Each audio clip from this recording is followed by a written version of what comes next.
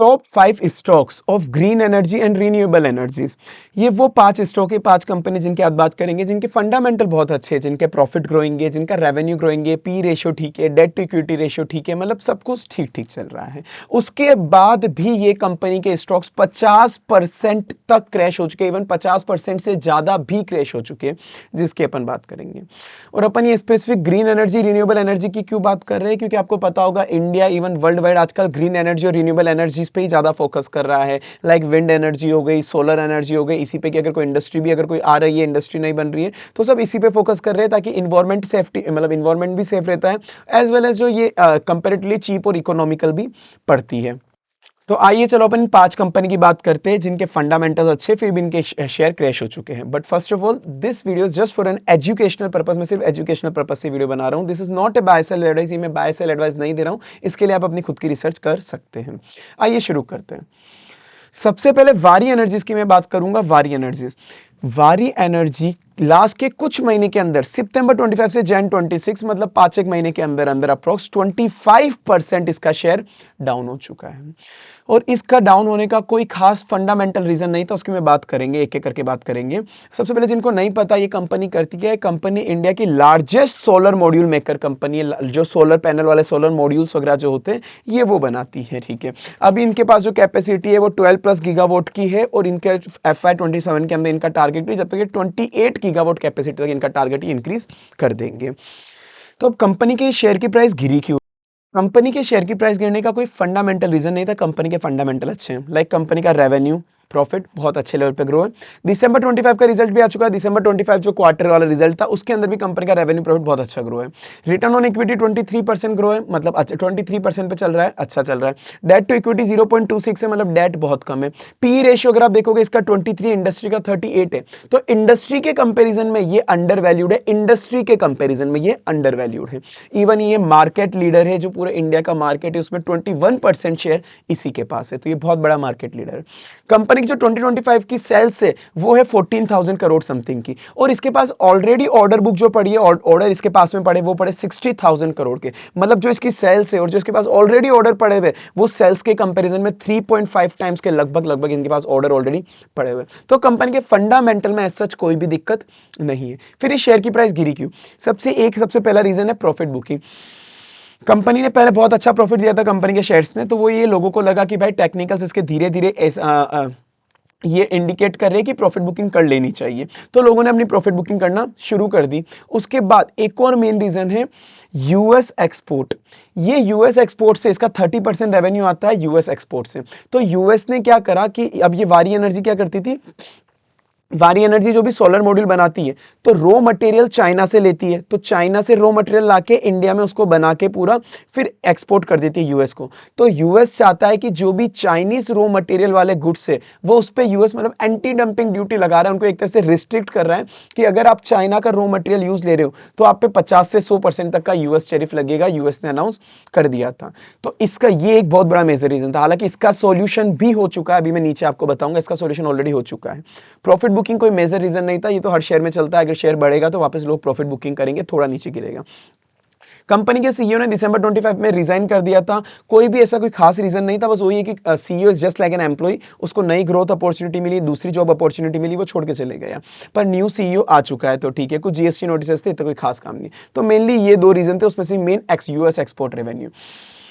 तो अब US export revenue अब उनका मतलब कम होने की ऐसा लोगों को लगा था कि यूएस एक्सपोर्ट रेवेन्यू कम हो जाएगा, क्योंकि यूएस ने एंटी डंपिंग ड्यूटी लगा दी। पर इसने क्या करा है, आप ये देखोगे 30 मिलियन यूएसडी उसने पॉलीसिलिकॉन प्लांट लगाया है ओमान के अंदर।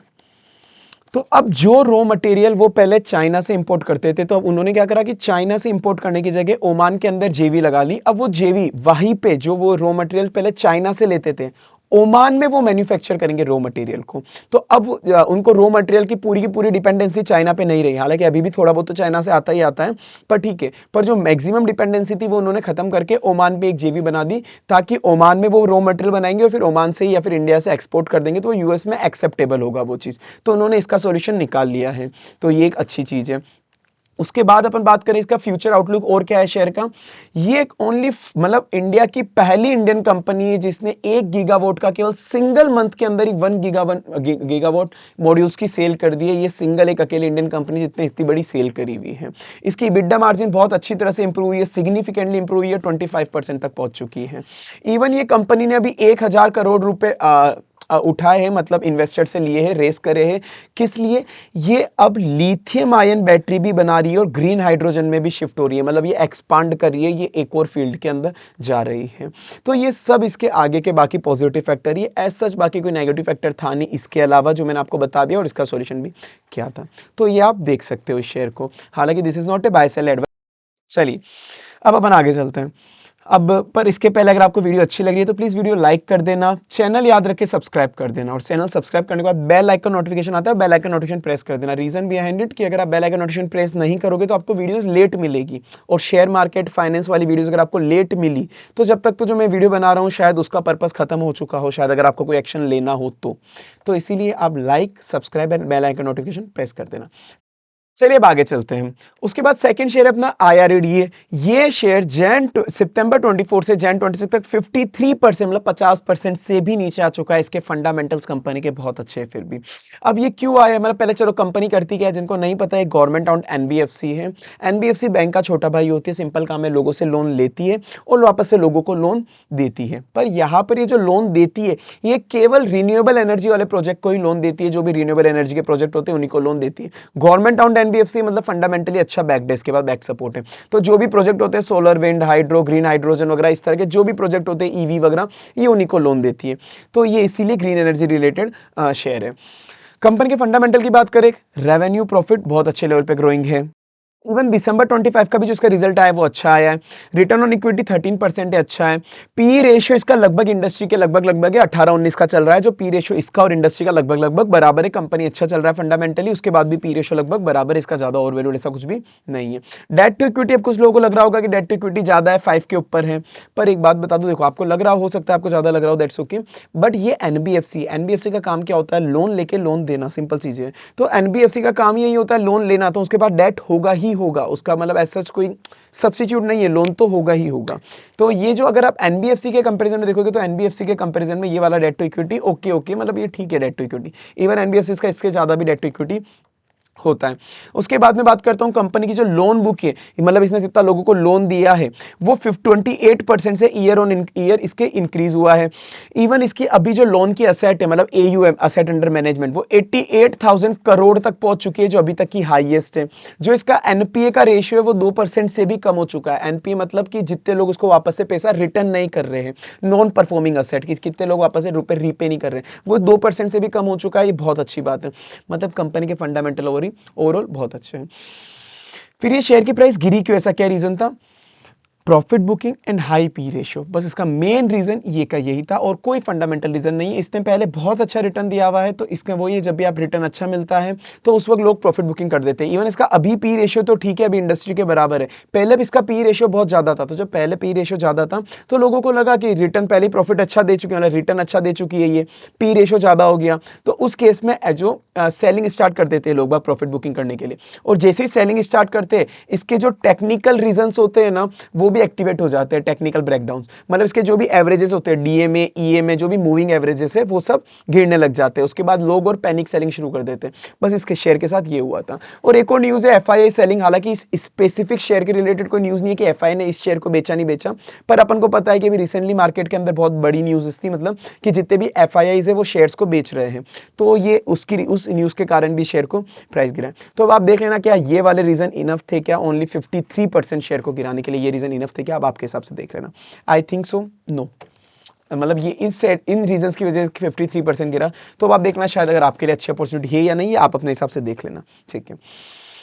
अब उसके बाद में देखो फ्यूचर आउटलुक क्या है कंपनी का। मैंने बता दिया फंडामेंटल में कोई भी इशू नहीं है, इसका सब कुछ ठीक चल रहा है। इवन इस कंपनी ने अपना ऑफिस गिफ्ट सिटी के अंदर गुजरात के अंदर भी डाल दिया है। अब मतलब इसका मतलब ये यूएसडी में लैंडिंग, फॉरेन करेंसी में भी लैंडिंग शुरू करेगी, ये एक अच्छी बात है। और इसने अपना फर्स्ट इंटरनेशनल लोन भी दे दिया, इसकी एक सब्सिडरी है उसके थ्रू इसने ना फर्स्ट इंटरनेशनल ग्रीन लोन भी दे दिया, मतलब इंटरनेशनल मार्केट में भी अब ये लोन देना शुरू हो गई है। तो केवल इंडिया पे डिपेंडेंट नहीं है, इंडिया के बाहर भी ये लोगों को लोन दे रही है। इसकी जो रेटिंग है एस&पी की, जो इसकी रेटिंग है, मतलब रेटिंग इन द सेंस आप समझ लो कि हर एक कंपनी को कुछ रेटिंग मिलती है, क्रेडिट रेटिंग, तो इसकी जो रेटिंग है ना वो अपग्रेड हो चुकी है, अच्छी रेटिंग आ चुकी है। इसका मतलब जब भी ये लोगों से पैसा लेगी, पहले ये लोगों से पैसा लेती है फिर लोगों को लोन देती है, तो इसकी रेटिंग जब किसी की इंक्रीज हो जाती है ना, तो अब ये जो लोगों से पैसा लेगी ना वो इसको लो इंटरेस्ट रेट पे मिलेगा। एग्जांपल के लिए मैं एक बार हाइपोथेटिकल फिगर बताता हूं, अगर पहले इसको 6% पे लोन मिलता था, मतलब ये लोगों से लोन लेती थी 6% के अंदर, अब ये जो लोन लेगी ना, एग्जांपल के लिए हाइपोथेटिकल फिगर है समझाने के लिए, ये 5% में इसको लोन मिल जाएगा, तो इसको सस्ते में लोन मिल जाएगा, ये एक अच्छी चीज है इसकी क्रेडिट रेटिंग बढ़ना। और जो ये लोन देगी वो तो हाई रेट पे ही देगी, मतलब जो इसकी रेट कंटिन्यू है। तो ओवरऑल ये सब कुछ इसका ठीक ही चल रहा है। इवन अपन बजट में अभी जो एक्सपेक्टेशंस, मतलब कि अगर ऐसा हो जाए तो, हालांकि होगा नहीं होगा किसी को नहीं पता, पर जो बजट अनाउंस होने वाला है उस बजट के अंदर अगर अपन एक्सपेक्टेशन रखें कि गवर्नमेंट इसके अंदर इन्फ्यूज कर सकती है और कैपिटल, देखो ये सिर्फ एक्सपेक्टेशन है, होना नहीं होना सब दूर की बात है, क्या मालूम नहीं हो, ऐसा कुछ भी ना हो, ये तो बस एक्सपेक्टेशन लोगों की मार्केट की रूमर्स है, हो भी सकता है नहीं भी हो सकता। गवर्नमेंट ने अगर इसमें कैपिटल इन्फ्यूज करी तो इसके पास पैसा आ जाएगा लोगों को लोन देने के लिए, ये एक अच्छी बात है। गवर्नमेंट अगर इसको अलाउ कर दे टैक्स फ्री बॉन्ड इशू करने के लिए, टैक्स फ्री बॉन्ड, कि भाई जिन बॉन्ड पे आपको टैक्स नहीं लगेगा, ऐसा पहले गवर्नमेंट कुछ कंपनीज के साथ कर चुकी है कि आप टैक्स फ्री बॉन्ड इशू कर सकते हो, अगर गवर्नमेंट ने ये अलाउ कर दिया कि तुम टैक्स फ्री बॉन्ड इशू कर सकते हो तो ये एक अच्छी बात है, इन्वेस्टर को बहुत ज्यादा ल्यूब्रिकेटिव होगा, इन्वेस्टर को अच्छा दिखता है, टैक्स फ्री है तो मैं भी इन्वेस्ट करूंगा उसके अंदर, आप भी इन्वेस्ट करोगे तो इसके पास अच्छा खासा पैसा आ जाएगा लोगों को लोन देने के लिए। तो ये एक्सपेक्टेशन है बस, अब ठीक है, तो बजट की बेसिक एक्सपेक्टेशन है, बाकी मैंने नॉर्मल आपको बता दिया है। उसके बाद चलते हैं अपन थर्ड कंपनी पे, that is Suzlon energy. Suzlon energy भी सितंबर 24 से जन 26 में 43% तक गिर चुकी है। सुजलोन एनर्जी का काम क्या है, जो विंड टरबाइन होती है ना मैन्युफैक्चर करती है, हालांकि केवल विंड टरबाइन नहीं, जो भी विंड एनर्जी के जो भी प्रोजेक्ट है, विंड एनर्जी के जो भी प्रोजेक्ट होते हैं पूरा प्रोजेक्ट लगाती है, उसको मैन्युफैक्चर करती है, इंस्टॉल भी करती है, एनर्जी बनाने के लिए जो विंड टरबाइन लगती है उसको मतलब उसको मेंटेनेंस भी प्रोवाइड करती है, उसके इक्विपमेंट मेंटेनेंस भी प्रोवाइड करती है, तो ये विंड एनर्जी टरबाइन के रिलेटेड सारे काम करती है। तो इस कंपनी की बात करिए 43% क्यों गिरी, सेम फंडामेंटल कंपनी के अच्छे हैं, रेवेन्यू प्रॉफिट जोरदार है। अगर आप देखोगे अभी मैं मतलब हर एक शेयर के मैं आपको ऐसे खोल खोल के रेवेन्यू प्रॉफिट नहीं बता सकता, पर आप एक बार चेक कर लेना, आपके हिसाब से रेवेन्यू प्रॉफिट बहुत अच्छे लेवल पे ग्रो हुए हैं, जो इसके क्वार्टरली रिजल्ट है, ईयरली रिजल्ट है, बहुत जोरदार लेवल पे ग्रो हुए हैं इसके। रिटर्न ऑन इक्विटी बहुत अच्छा है, 40% का रिटर्न ऑन इक्विटी है। डेट टू इक्विटी 0.05, मतलब ना के बराबर डेट या डेट है ही नहीं एक तरीके से। पी रेशियो अगेन इसका पी रेशियो 20, इंडस्ट्री का 38 है, तो इंडस्ट्री के कंपेरिजन में अंडर वैल्यूड है, इंडस्ट्री के कंपेरिजन में अंडर वैल्यूड है। कुछ लोग बोल रहे हैं कि मल्टीबैगर रिटर्न दे सकती है, बट पता नहीं, मतलब मल्टीबैगर का तो मैं कुछ भी नहीं बोल सकता, अब लोगों का कुछ रिपोर्ट्स का कहना है, न्यूज़ चैनल वगैरह की जो आती है उसका मैं कुछ नहीं कह सकता, ठीक है। अब उसके बाद जो कंपनी के पास ऑलरेडी ऑर्डर पड़े वो 5 गीगावाट से भी ज्यादा के ऑर्डर्स इसके पास ऑलरेडी पड़े हुए, जो अभी तक के हाईएस्ट ऑर्डर्स है इसके पास। तो अभी तक रेवेन्यू प्रॉफिट इसका इंक्रीज हो रहा था, अब उससे भी ज्यादा इंक्रीज होगा। इसके पास एनटीपीसी से ऑर्डर है, टाटा पावर से ऑर्डर है, सबके पास सबसे इसको ऑर्डर मिले हुए ऑलरेडी। तो अब ये शेयर फिर भी 43% क्यों गिरा, लोगों ने प्रॉफिट बुकिंग शुरू कर दी थी, पहले इसका पी रेशियो ज्यादा था, और वही जब लोग प्रॉफिट बुकिंग शुरू कर देते हैं, पहले पी रेशियो ज्यादा होता है तो टेक्निकल एवरेजेस गिर जाते हैं, सेम टू सेम रीजन है, सच कोई फंडामेंटल रीजन नहीं है। हाँ, कुछ एग्जीक्यूशन डिले हुआ है कि कुछ प्रोजेक्ट जो इसको कंप्लीट कर देने चाहिए थे वो इसने धीरे धीरे कंप्लीट करे थे, तो एग्जीक्यूट करने में इसको दिक्कत आई। कंपनी के पास ऑर्डर है पर एग्जीक्यूट करने में थोड़ी बहुत डिले आई है, तो लोगों के सेंटीमेंट उससे थोड़े से खराब हो गए। बाकी इसके पास ऑर्डर्स की कमी नहीं है। इसके सीईओ ने रिजाइन कर दिया था, वही कोई ऐसा कोई खास रीजन नहीं था, वो ये जब भी किसी एम्प्लॉय को नई जॉब अपॉर्चुनिटी मिलती है तो वो चले जाता है, नॉर्मल सा केस है। अब इसका फ्यूचर आउटलुक क्या है, एज सच मैंने आपको बता दिया, फंडामेंटल सब कुछ अच्छे है, ऑर्डर बुक इसकी बहुत अच्छी चल रही है, एज सच कोई भी दिक्कत नहीं है इसके अंदर। एफआईआई ने दिसंबर 25 क्वार्टर के अंदर इतनी होल्डिंग बढ़ाई है, एफआईआई ने इस शेयर को परचेज कराया, जो फॉरेन इंस्टीट्यूशन इन्वेस्टर है उसने। पहले एफआईआई की होल्डिंग 22.7% थी, अभी 23.7% के लगभग, मतलब 1-1.5% से लगभग इन्होंने एफआईआई ने एक्स्ट्रा परचेज करा। जो बड़े बड़े ब्रोकर है मोतीलाल ओसवाल, आईसीआईसीआई, इन्होंने इसको बाय की रेटिंग दी कि इसको बाय कर सकते हो, और उनका टारगेट, देखो मेरा टारगेट नहीं है पहले बता दूं, उन्होंने जो टारगेट रिलीज करा है वो 74 से 76 तक पहुंच जाएगा, ये शेयर ये रिलीज करा है अभी, ठीक है। ये अपना थर्ड शेयर हो गया। अब चलते हैं फोर्थ शेयर पे, but again in case you are liking the video please like, subscribe and bell icon notification press कर देना अगर वीडियो आपको अच्छी लग रही है तो। अब चलते हैं अपन थर्ड शेयर पे, that is INOX wind. INOX wind क्या है, जो अपन ने पढ़ा था अभी सुजलोन एनर्जी वाला, उसी का भाई बंधु है, मतलब भाई बंधु उसी का कॉम्पिटिटर है, ये उसी का कॉम्पिटिटर है। इसके अंदर भी अगर आप शेयर देखोगे तो सितंबर 24 से जैन 26 में 56%, 56% गिर चुका है, 56%। और इसका काम सेम है जो सुजलोन का काम होता है, विंड एनर्जी बनाना, विंड टरबाइन वाले जो फैंस होते हैं वो सब बनाना, विंड टरबाइन, जनरेटर, पूरा का पूरा ये ट्रंकी प्रोजेक्ट में डील करता है, मतलब इन द सेंस कि पूरा प्रोजेक्ट लगाएगा, पूरा प्रोजेक्ट इंस्टॉल करेगा आपका पूरा। तो सेम लगभग लगभग दोनों का सेम ही काम है, सुजलोन का और आइनॉक्स विंड का, ये सेम काम है। तो अब इस कंपनी के क्या फंडामेंटल खराब है? नहीं, अभी कंपनी के फंडामेंटल अच्छे, मैंने कहा अभी अच्छे हैं, मतलब कंपनी का रेवेन्यू बहुत अच्छे खासे ग्रोइंग में, कंपनी का अभी प्रॉफिटेबल अच्छे खासे प्रॉफिट के अंदर आ चुकी है, बहुत अच्छे प्रॉफिट में आ चुकी है। रिटर्न ऑन इक्विटी 7.5% है, डेट टू इक्विटी 0.17, मतलब एज सच कोई ज्यादा डेट है नहीं। अब उसके बाद पी रेशियो आप देखोगे, पी रेशियो का इंडस्ट्री कंपेरिजन में मतलब लगभग लगभग बराबर है, 36 38 लगभग लगभग बराबर है, ना अंडर वैल्यूड ना ओवर वैल्यूड, एज सच ठीक है, थोड़ा सा कम है तो अंडर वैल्यूड तो ऐसा कह नहीं सकते हैं अपन। ऑर्डर इसके पास अभी तक के हाईएस्ट ऑर्डर इसके पास पड़े हुए हैं, दैट इज 3.2 गीगावाट के इसके पास हाईएस्ट ऑर्डर पड़े हुए अभी तक के, Aditya Birla renewable, Jackson Green, इन सब से मिलिए। पर इस कंपनी का ध्यान रखना, एक चीज मैं आपको बता देता हूं, ये कंपनी का रेवेन्यू तो कब से ग्रो हो रहा था, पर कंपनी का जो प्रॉफिट है ना वो 2025 से ही प्रॉफिट आना शुरू हुआ, इतने टाइम कंपनी लॉस में थी। एक बार आप देख लो, ये ईयरली आप रेवेन्यू 2021 का इतना है, और अब 2025 का देखोगे तो अलग ही लेवल पे कंपनी का रेवेन्यू ग्रो हुआ है, अलग ही लेवल पे, मतलब आप देखोगे तो यहां से तो लगभग डबल ही हो गया पिछले साल से तो। पर जब मैं प्रॉफिट की बात करता हूं, ये कंपनी लगातार लॉस लॉस लॉस लॉस, यहां पर ठीक है लगभग लगभग ब्रेक इवन पे आ गई, अब एकदम से कंपनी 435 करोड़ के प्रॉफिट पे आ गई थी। अब इसका क्यों हुआ था? कंपनी के मेनली डेट ज्यादा थे, पहले कंपनी में डेट ज्यादा चल रहा था, कंपनी को कुल मिला के फंड की जरूरत थी, कंपनी के फंडामेंटल में ऐसा इशू नहीं था कि ऑर्डर नहीं है, रेवेन्यू नहीं हो पा रहा, सब कुछ हो पा रहा था, पर डेट ज्यादा था। तो अब इसका कंपनी ने क्या सॉल्यूशन निकाला वो मैं बताता हूं आपको, रुको मैं बताता हूं हालांकि, पर अभी कंपनी अच्छे खासे प्रॉफिट में आ चुकी है, रेवेन्यू तो कब से ग्रो के अंदर। तो अपन एक एक करके बात करते हैं।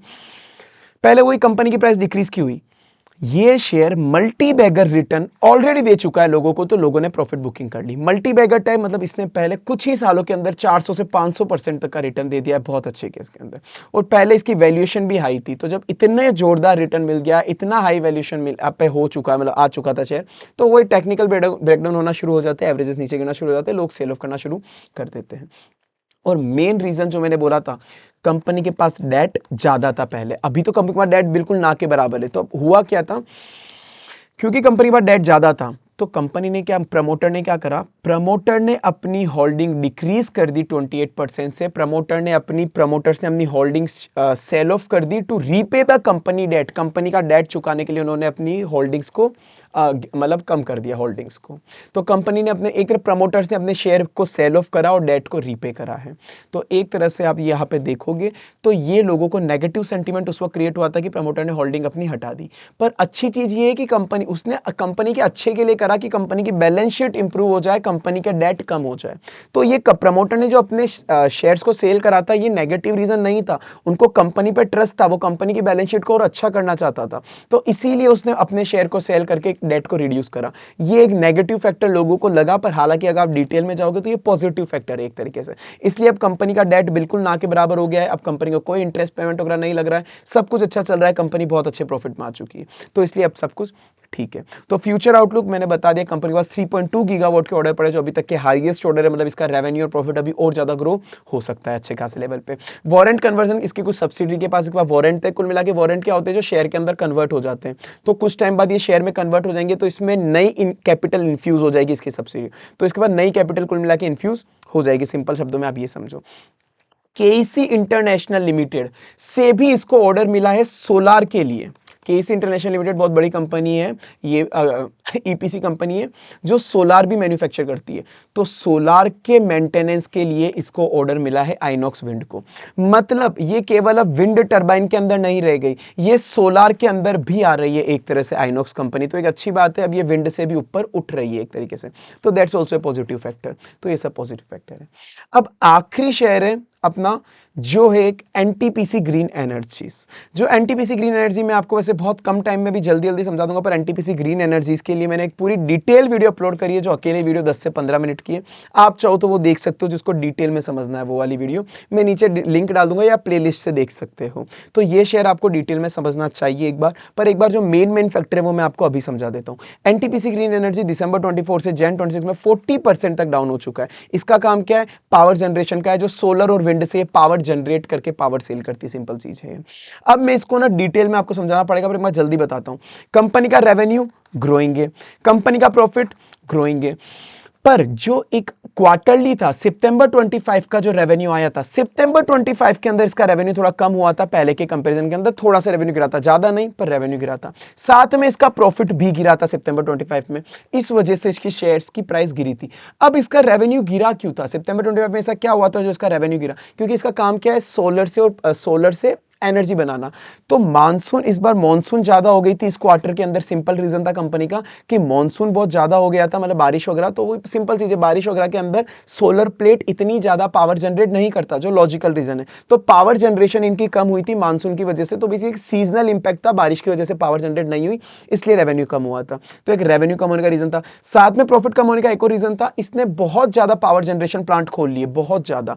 तो इसने क्या, अभी रिसेंटली पावर जनरेशन प्लांट लगाया है, तो इसने कैपेक्स तो बहुत ज्यादा लगा दिया, बहुत ज्यादा फिक्स एसेट खरीद ली, पर अभी उसने ना प्रॉफिट देना शुरू नहीं हुआ है, क्योंकि स्टार्टिंग हुई है, अभी तो उनकी स्टार्टिंग हुई है। तो केवल उसके एक्सपेंडिचर हुए हैं, जिस पे डेप्रिसिएशन भी लग रहा है, जिस पे लोन का इंटरेस्ट भी लग रहा है। उस वजह से उसने बहुत सारे एम्प्लॉय भी हायर करे, लेबर भी हायर करे। तो वो एक्सपेंडिचर उसने करे नए प्रोजेक्ट को लगाने के लिए। तो उन नए प्रोजेक्ट पे अभी केवल एक्सपेंडिचर हुआ है, अभी तक रेवेन्यू जनरेशन शुरू नहीं हुआ है, जो अगले क्वार्टर से या अगले ईयर, अगले 5-6 महीने के अंदर रेवेन्यू जनरेशन उनसे शुरू हो जाएगा। तो अभी ये एक्सपेंडिचर वाले मोड में, सिंपल सी चीज ये है।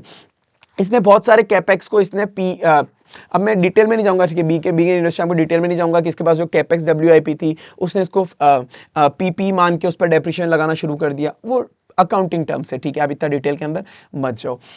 तो उस वजह से लाइक सीजनल इंपैक्ट था मानसून का, इसने बहुत सारी न्यू साइट्स ओपन करी थी, वहां पे उसने स्टाफ हायर करे, डेप्रिसिएशन बढ़ गया इसका, क्योंकि इसने नए प्लांट्स डाले, पावर जनरेशन प्लांट वगैरह डाले, नए सोलर पैनल डाले। तो उसने अभी तक रेवेन्यू जनरेशन शुरू नहीं करा, रेवेन्यू जनरेशन हो जाएगा।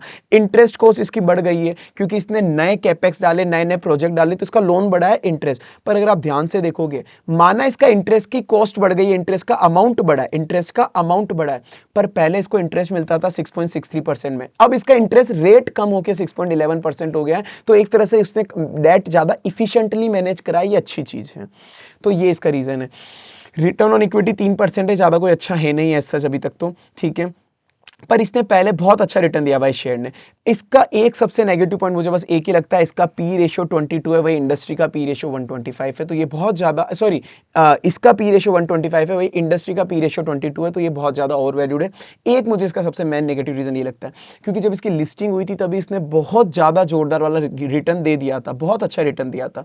तो लोगों की एक्सपेक्टेशन ऑलरेडी शेयर की प्राइस में आ चुकी थी, इस वजह से इस शेयर का ऑलरेडी अब गिरना शुरू हो चुका है, ये 40% तक गिर चुका है। पहले इसने बहुत अच्छा रिटर्न दिया था, इसका पी रेशियो ऑलरेडी अभी ज्यादा हुआ पड़ा है। पर कंपनी का फ्यूचर देखोगे, फ्यूचर सही है, अब फंडामेंटल ग्रो हो रहे हैं, सब कुछ ठीक चल रहा है। इवन कंपनी के पास जो जनरेशन कैपेसिटी, पावर जनरेशन, वो 26,000 मेगावाट की कैपेसिटी है, जिसमें से अभी ये केवल 3,300 की कैपेसिटी को यूटिलाइज कर रहा है। मतलब अभी तक तो कुछ भी यूटिलाइज नहीं कर रहा है, 15% की कैपेसिटी यूटिलाइज कर रहा है। इसको ऑलरेडी ऑर्डर मिल चुके हैं 13,000 14,000 के ऑलरेडी ऑर्डर मिल चुके हैं। तो इसके पास अभी बहुत अच्छी अपॉर्चुनिटी है, मतलब होगा अभी इसके रेवेन्यू और प्रॉफिट अच्छे खासे लोग ग्रो हो सकते हैं, क्योंकि आप देखो इसकी कैपेसिटी 26,000 है, केवल 3,000 पे ऑपरेट कर रहा है, फिर भी अभी प्रॉफिटेबल है। तो अभी तो इसको अच्छे खासे कॉन्ट्रैक्ट और मिल चुके हैं, और ये फुल ऑपरेशनल होगा, तब ये शायद अच्छा खासा कंपनी का रेवेन्यू प्रॉफिट और ज्यादा बढ़ सकता है। तो अब ये केस है। बाकी शेयर की प्राइस क्यों गिरी मैंने बता दिया, क्वार्टरली प्रॉफिट एक बार गिरा था, पी रेशियो ज्यादा था। इवन एंकर इन्वेस्टर, जो आप जानते हो एंकर इन्वेस्टर होते हैं, जब भी कंपनी आईपीओ लाती है तो एंकर इन्वेस्टर इन्वेस्ट करते हैं, उनमें लॉक इन लगा हुआ होता है कि कुछ टाइम तक वो शेयर को बेच नहीं सकते। वो लॉक इन पीरियड खत्म हुआ, तो एंकर इन्वेस्टर को अपना प्रॉफिट बुकिंग करना था, वो बहुत बड़े लेवल के इन्वेस्टर होते हैं, तो उनको प्रॉफिट बुकिंग करना था। उन्होंने एक बार में शेयर जब बेचे, तो जैसे ही शेयर बेचे, सप्लाई बढ़ गई और प्रॉफिट गिर गया। फ्यूचर में देखो इतना डिटेल में नहीं समझा पाऊंगा, मैंने कहा इसकी एक सेपरेट वीडियो अवेलेबल है। फ्यूचर आउटलुक सब ठीक है, कंपनी बहुत सारे नए प्रोजेक्ट लगा रही है, गुजरात के अंदर, राजस्थान के अंदर सब अच्छे लगा रही है। इवन उसने कोल माइनिंग कंपनी से भी कुछ एमओयू कर लिया है, वो जापान को भी एक्सपोर्ट करने वाली है ग्रीन हाइड्रोजन। आंध्र प्रदेश में उसने प्लांट लगाया जहां से वो जापान को एक्सपोर्ट करेगी। तो सब ठीक ही लग रहा है उसका सब कुछ। ऑर्डर बुक वैल्यू भी इसके पास अच्छी खासी, मतलब ऑर्डर वगैरह इसके पास सब अच्छे पड़े। क्रेडिट रेटिंग भी इसकी अच्छी हो चुकी है, AAA स्टेबल हो चुकी है, क्रेडिट रेटिंग भी अच्छी हो चुकी है। तो ओवरऑल कंपनी का ओवरऑल फ्यूचर तो ठीक है, बस इसका पी रेशियो बहुत ज्यादा, ये चीज ध्यान रखना। तो ये अपने 5 शेयर थे। आपका क्या ओपिनियन है मुझे कमेंट सेक्शन में बता देना। वीडियो अच्छी लगी हो तो प्लीज लाइक कर देना, सब्सक्राइब कर देना channel, bell icon notification press कर देना ताकि आपको आने वाली वीडियो ऐसे ही मिलती रहे लगातार। बाकी मिलते हैं अपन अगली वीडियो के अंदर। Tata bye bye, see you.